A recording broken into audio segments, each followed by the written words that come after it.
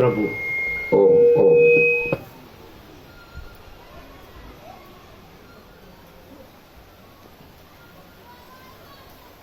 આજે વ્યવહારે દિવાળી અને આમ તો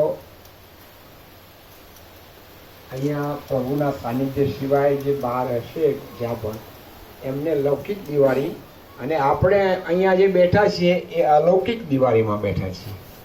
કારણ કે અલૌકિક દિવાળી અને આ દિવાળીમાં કેટલો ફેર છે એ જ્યારે વિચારીએ તો હું અત્યારમાં જ ઘરે બેબીનો ફોન હતો ત્યારે મેં કહ્યું કે બેટા આજે દિવાળી છે ને, કેટલો આનંદ છે નહીં? તો કે હા પપ્પા. મેં કીધું આ લૌકિક દિવાળીમાં આજે તમને જે આનંદ આવે છે એવો આનંદ આ બહારમાં છે, સ્થૂળમાં છે, ભૌતિકતામાં છે, વિલાસિતામાં છે, એવો આનંદ અલૌકિકતામાં આવશે ત્યારે તમારે જિંદગીના છેલ્લા શ્વાસે પણ એવો જ આનંદ રહેશે. છેલ્લા શ્વાસે જો આવો જ આનંદ રાખવો હોય તો અલૌકિક દિવાળી અહીંયા પરમાત્માના સાનિધ્યમાં જે આપણે અત્યારે બેઠા છીએ અને આ પ્રકાશને પામી રહ્યા છીએ, પ્રકાશ મળી રહ્યો છે, એ તો અનંત અનંત પુણ્ય સિવાય અશક્ય બને એવું નથી. આજે ખરેખર સાચી દિવાળી, રોજ દિવાળી છે. કેમ કે ચૈતન્ય પરમાત્મા ક્યાં નથી ને ક્યારે નથી.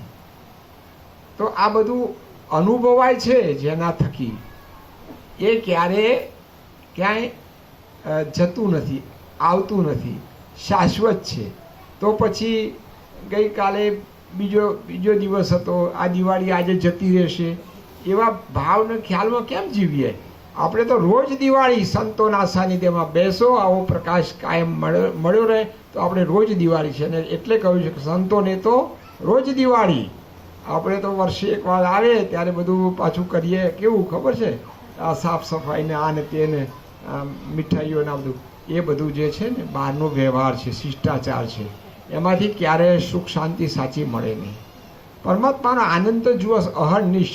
અહીંયા ક્યારે તમે તત્વબોધ સિવાય પણ જ્યારે અહીંયા આવો આ પરિસરમાં વશિષ્ઠ ભવન કે અહીંયા બ્રહ્મ વિદ્યા મંદિરમાં તો નીરવ શાંતિ એમ.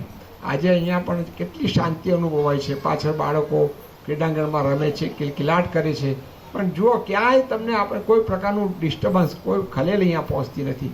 એ શું કહે છે કે બસ પરમાત્માનો પ્રકાશનો પ્રભાવ જ એવો છે કે તમે અંદરથી બિલકુલ પરમાત્માના પ્રકાશમાં સ્નાન કરી રહ્યા છો. અને એ આજે આપણને સૌને મળી રહ્યો છે. વિશેષ નહીં કહેતા, બસ અમને એમ થાય કે જે જીવો માટે જગાડવા માટે કરુણામૂર્તિ પરમાત્મા તો કરુણામૂર્તિ છે અને જગાડવા માટે ખૂબ ખૂબ પ્રયાસ કરે છે.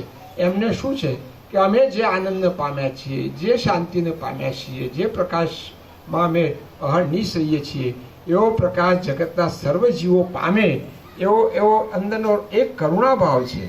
પણ જ્યારે કુંભકર્ણની ઊંઘમાં જ્યારે જીવો જીવતા હોય અને એમને ઉઠાડવા જગાડવા બહુ મુશ્કેલ હોય ત્યારે તો બીજું શું કહીએ?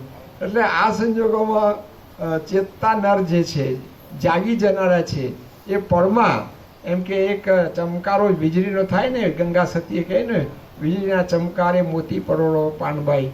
બસ તો આ વારે વારે નહીં મળે આ અવસર. અને આ અવસર જતો નથી રહેવાનો, પણ જે સાચું અને સારું છે એ પાકું કરીને તમે બેસશો તો જ્યાં હશો ત્યાં એ તમે પ્રભુ અહીંયા જે આનંદ અને શાંતિનો અહેસાસ કરી રહ્યા છે એ આપણને સૌને મળી શકે એમ છે. પણ અંદરથી નિશ્ચય કરવો પડે કે આ જ સાચું છે, શાશ્વત છે, આ જ મારું સ્વરૂપ છે. પ્રભુએ ક્યારે હું તું તારું મારું એ ભેદની ક્યાંય એમના પ્રકાશમાં, એમના તત્વબોધમાં ક્યાંય એ આવ્યું નથી કે આવશે નહીં.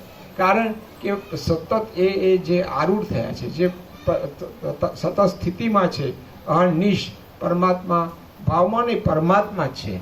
કારણ કે ભાવમાં રહેનાર અને પરમાત્મા બે જુદું નથી.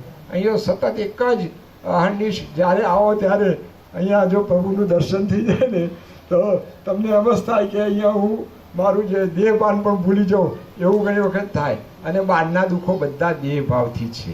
જે કંઈ દુઃખનો અનુભવ સહજ રીતે થાય છે ત્યારે ઘણીવાર એમ થાય કે આ દેહને આ થયું તે થયું, પણ એ બધું તો એ ભાવમાં રહીએ, પણ આ ભાવમાં રહીએ, પરમાત્મા ભાવમાં રહીએ, આ પ્રકાશમાં રહીએ, આ ચિંતનમાં રહીએ, આ મનનમાં રહીએ, તો દુઃખ તો ક્યાંય છે જ નહીં.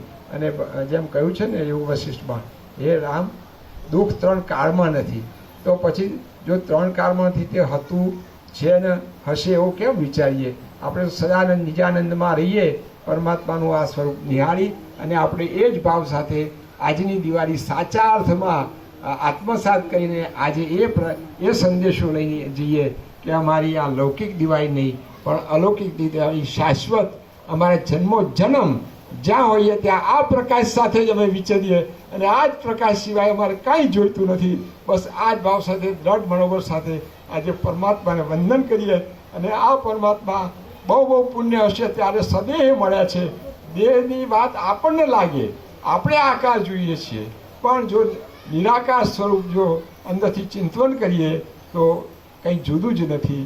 બસ વિશેષ નહીં કહેતા, આજે ઘણી બધી સુંદર વાતો થઈ અને એમાંથી પ્રેરણા લેવી.